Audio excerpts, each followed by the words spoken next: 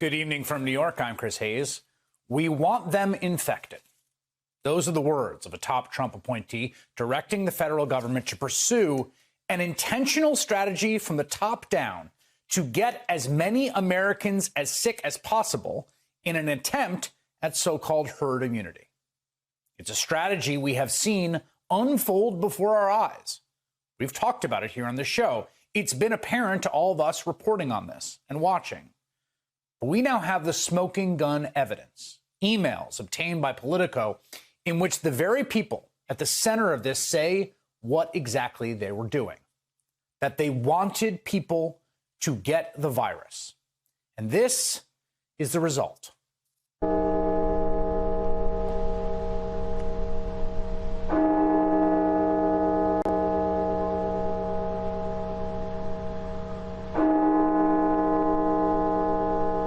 That's the National Cathedral in Washington, D.C. last night. Its bell tolling 300 times, one ring of the bell for every 1,000 Americans, as we pass the 300,000 death toll.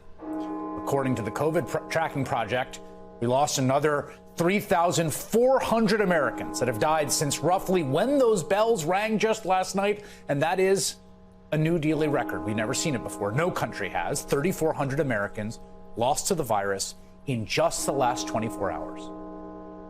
And it did not have to be this bad. We have the world's worst aggregate death toll by far, and not because of our size. There are bigger countries like China and India, of course. No, the U.S. accounts for around 4% of the world's population, but we have nearly 19% of the world's COVID deaths. But the thing to understand about that is it is not an accident, and it is not bungling. Donald Trump, as his administration, as backed by Republicans in his party, in Congress, explicitly pursued a strategy that would lead to more Americans getting sick and more Americans dying. And they did this despite the fact they kept denying they were pursuing the so-called herd immunity approach. It was always clear they were. Trump put Scott Atlas, a right-wing radiologist from a conservative think tank, in charge of the COVID response. And he did that because he saw Atlas on TV when Atlas went on Trump's favorite TV shows and said things like the following, quote, "When you isolate everyone, including all the healthy people, you're prolonging the problem because you're preventing population immunity." See that word there? Immunity. Trump would later talk about the herd. Now, it was always apparent how reckless and dangerous the herd immunity strategy was, because the one place that openly tried it, in good faith, I think they thought it was the best way to do it, was Sweden. And it became clear pretty quickly it was a catastrophe. Sweden had a far, far higher death toll than its neighbors. The elderly, folks in long-term care facilities, particularly hard hit. And the Swedish government was then forced to abandon its failing strategy quite publicly and impose new restrictions. The evidence is clear. You either suppress the virus and you get low levels of cases and low levels of deaths, or you don't and you get high levels of cases and high levels of deaths. There is literally nowhere in the world, nowhere, that has tons of cases and lots of young people getting it who don't end up passing it to people who are immunocompromised and elderly people and people in nursing homes. That's how this virus works. It's what the public experts said from the beginning. The virus spreads. When young people started going back to colleges, we knew that it was only a matter of time until the virus got out to the rest of the community. And as the New York Times reported, though young people do have indeed less risk, deaths rose fast in college towns when they returned to campus. Again, all of this was as predictable as night following day. There has always been an ironclad correlation between cases and deaths, even as the fatality rate has indeed fallen. But here's what one Trump appointee was saying when colleges closed. Listen to this, quote, "We essentially took off the battlefield the most potent weapon we had. Younger, healthy people, children, teens, young people who we need to fastly infect themselves, spread it around." Think about that for a second. This is a Trump administration official at HHS directing COVID response, expressing that he was upset that fewer people would get the virus and get sick. Think about this. It is like a general rooting for casualties among his own troops. Now, the person who wrote those words, you should know his name. His name was Paul Alexander. He's a former part-time assistant professor at a university in Canada who was appointed to the Department of Health and Human Services. Now, Paul Alexander and this gentleman, Michael Caputo, you should also know his name and his face, both of those individuals were installed specifically to be Donald Trump's eyes and ears at HHS, the White House's eyes and ears, and to override the science when it was politically advantageous to do so. And that pair interfered with CDC reports on COVID, and they pushed back against anything they thought would undermine Trump's message that we're back, baby, get out there. And it wasn't just them. New York Times has a new report out in which Trump appointees described the crushing of the CDC by the administration. One saying, quote, damage has been done to the CDC that will take years to undo. Among those interfering in the agency were Kellyanne Conway and Ivanka Trump, just sending their ideas about once-in-a-century pandemic management. So this wasn't just a couple of political hacks mouthing off in emails. No, this was a concerted, coordinated strategy from the president, Donald Trump, down.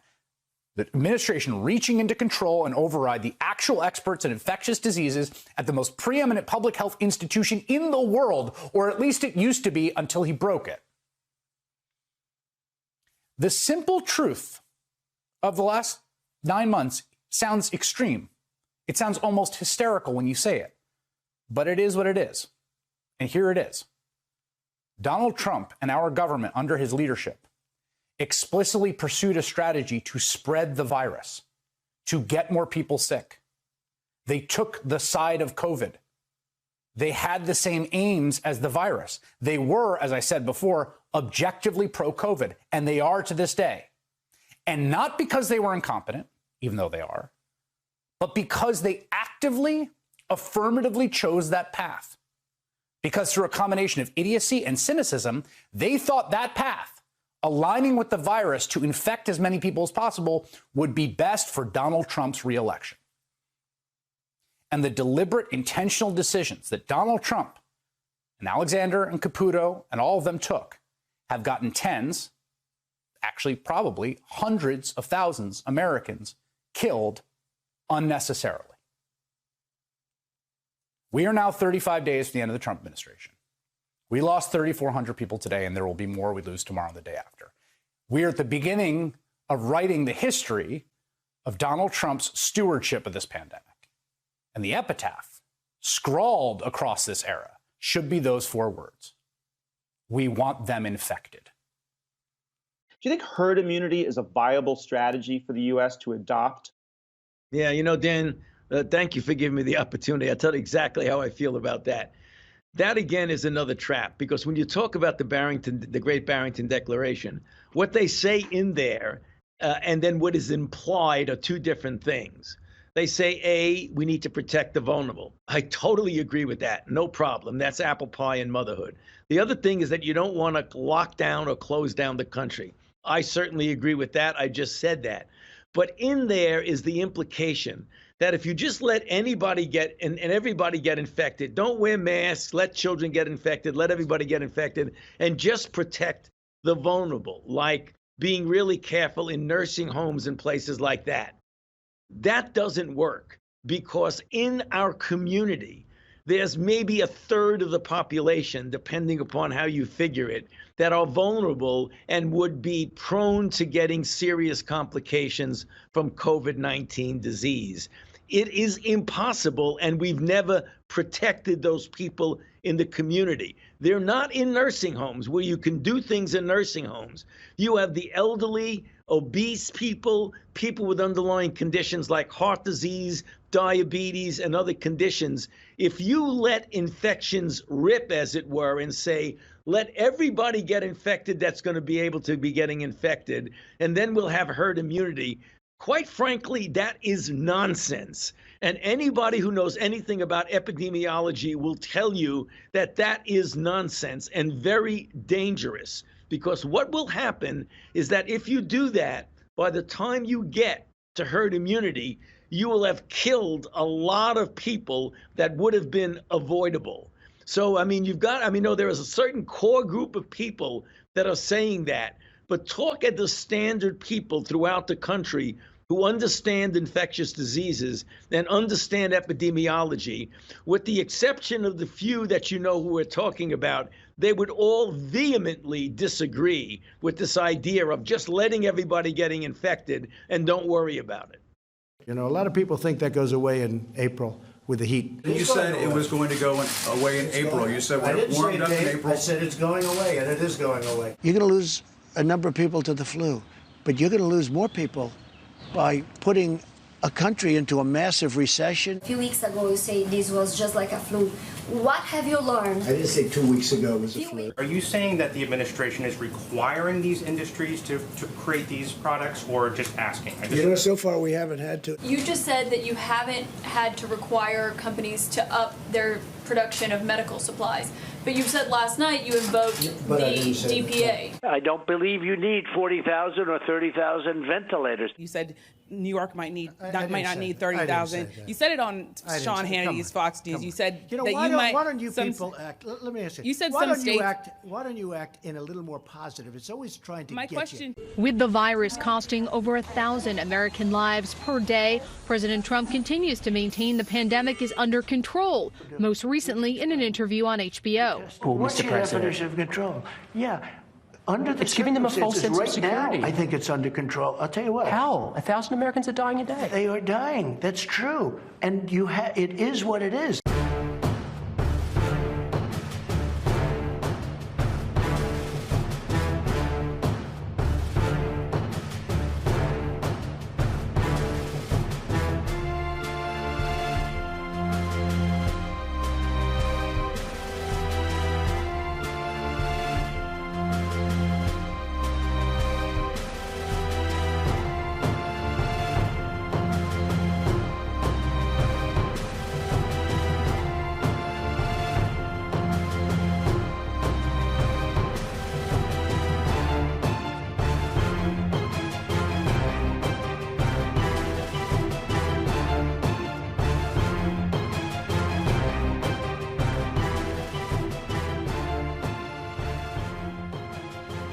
December 18, 2020, Donald Trump, the loyalists he hired, some of the Republican Party are responsible for the intentional infection of millions of Americans and others worldwide traveling infected. Today's death toll is 320,845 American men, women, and children. It's called genocide.